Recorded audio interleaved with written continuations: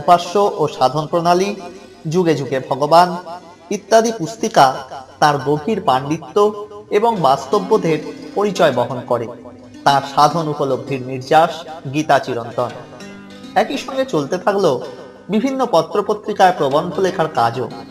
উপনিষদ রহস্য, দুর্গা পূজা, রবীন্দ্রনাথ ঠাকুরের রাজা, এইসব জ্ঞান তপস্বীর অতি দুর্লভ রচনা।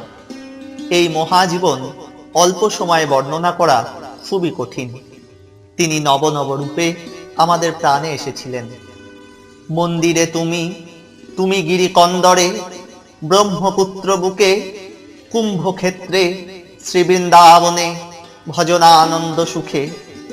কখনো পূজায়, কখনো আরতি, কখনো হাস্য মুখে, তুমি রঙ্গেশ ভক্তে মাখাও আবির গুলাব সুখে। রপিছ তুলসী, সেবিছ ভক্ত, পড়িয়াছ রাজটিকা, তুমি আনন্দ, তুমি উদ্যমী, দীপ্ত জ্ঞানের শিখা। শিশুদের মধ্যে গীতা পাঠের আগ্রহ সৃষ্টি করার জন্য আশ্রমে অতি প্রত্যুষে প্রত্যহ গীতা পাঠ করাতেন। তাদের শিক্ষা দিতে গিয়ে নিজেও অতি সুললিত স্বরে গীতা পাঠ করতেন। বস্তুত গীতা ছিল তার প্রাণ। নতুন গ্রাম আশ্রমে গীতাযজ্ঞে তার উপস্থিতি ও সুললিত স্বরে গীতা পাঠ এক দৈব পরিবেশ সৃষ্টি করত।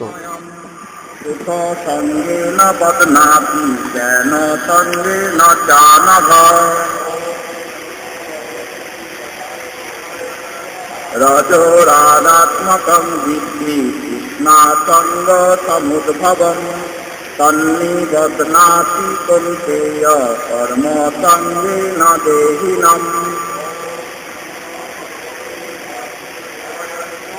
তমস্তু অজ্ঞানজং বিদ্ধি মোহনং সর্বদেহিনাম প্রমাদালস্য নিদ্রাদি তন্নিবধ্নাতি ভারত।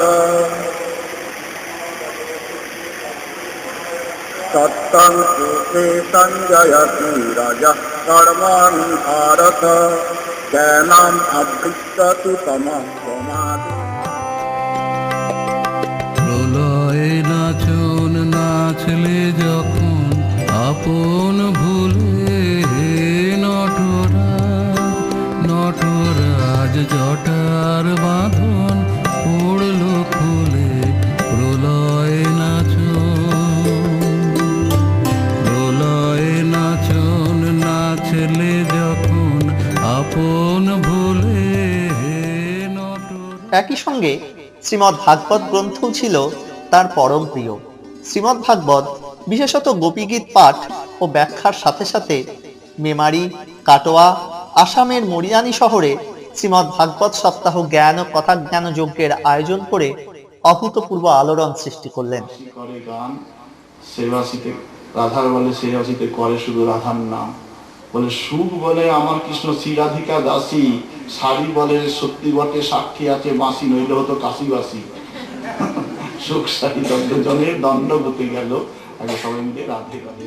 ইতিমধ্যে নতুন গ্রামে সুবৃহৎ সুরম্য মন্দির নির্মাণের কাজ শেষ হয়ে এল। 2012 সালের অক্ষয় তৃতীয়া তিথির পুণ্য লগ্নে শ্রী গুরুদেবের শ্রীচরণ পাদুকা নিয়ে প্রবেশ করলেন নতুন মন্দিরে। পূর্বের জয়পুর থেকে আনা শ্রী শ্রী কুঞ্জবিহারীজি মহা সমারোহে নবনির্মিত মন্দিরে প্রতিষ্ঠা হলেন।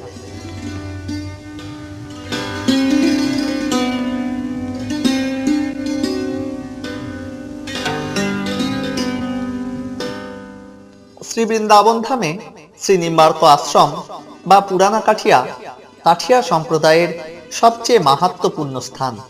ওই স্থানের জীর্ণদশা দূর করতে 2012 সালের 26শে নভেম্বর শ্রী বৃন্দাবনের সাধু সমাজ এবং আশ্রম কমিটি মিলে তাকে ওই স্থানের শ্রী মহন্ত পদে অভিষিক্ত করেন।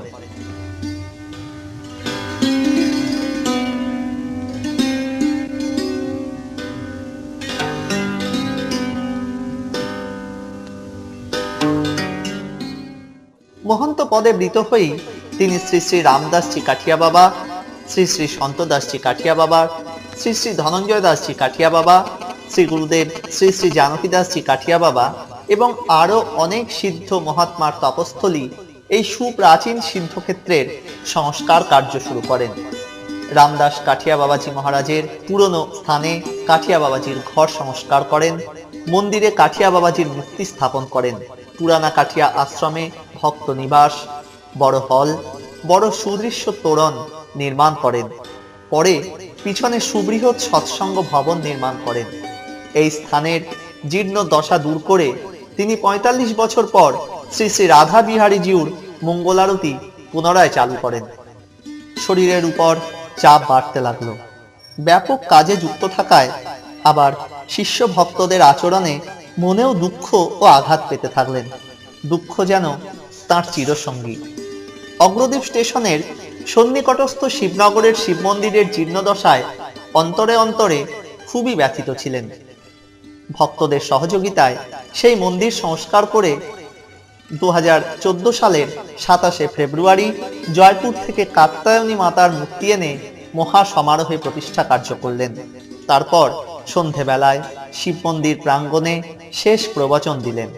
রাত্রে এক কন্যা সমা শিষ্যাকে বললেন, মা, আমার সব কাজ শেষ হয়ে গেছে, আমি কাল চলে যাব। হলোও তাই।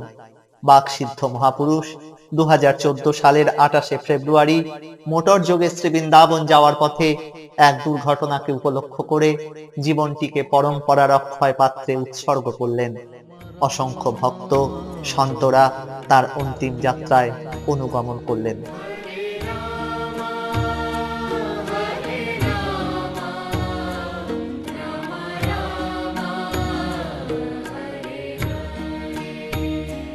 হরে কৃষ্ণ কৃষ্ণ কৃষ্ণ হরে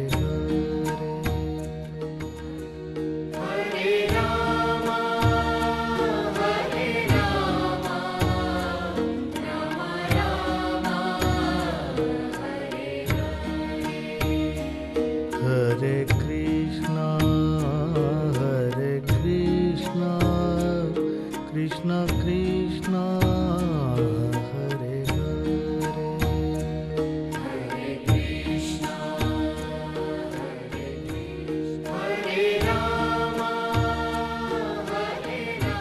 জীবনের কোনো একটি ফলবান খণ্ডকে যদি জয় করে থাকি পরম দুঃখে, তবে দিও তোমার মাটির ফোঁটার একটি তিলক আমার কপালে। সে চিহ্ন যাবে মিলিয়ে যে রাত্রে সকল চিহ্ন পরম অচিনের মধ্যে যায় মিশে। আমরা জানি শরীরটি নশ্বর, কিন্তু তিনি সদা জাগ্রত ভক্তের কল্যাণ কামনায়। তবু যখন তোমার শূন্য আশ্রম দেখি তোমার আসনখানি শূন্য, তখন হৃদয় বোবা কান্নায় বুমড়ে ওঠে, বলে, হে প্রভু, হে প্রিয়, তুমি কোথায়, তুমি কোথায়। चिट्ठी न कोई संदेश हो, चिट्ठी न कोई संदेश, जाने वो कौन सा देश जहां तुम चले गए। चिट्ठी न कोई संदेश, जाने वो कौन सा देश जहां तुम चले गए। चिट्ठी न कोई संदेश, जाने वो कौन सा देश जहां तुम चले गए, जहां तुम चले गए। किस दिल पे लगा के ठेस, जाने वो कौन सा देश जहां तुम चले गए।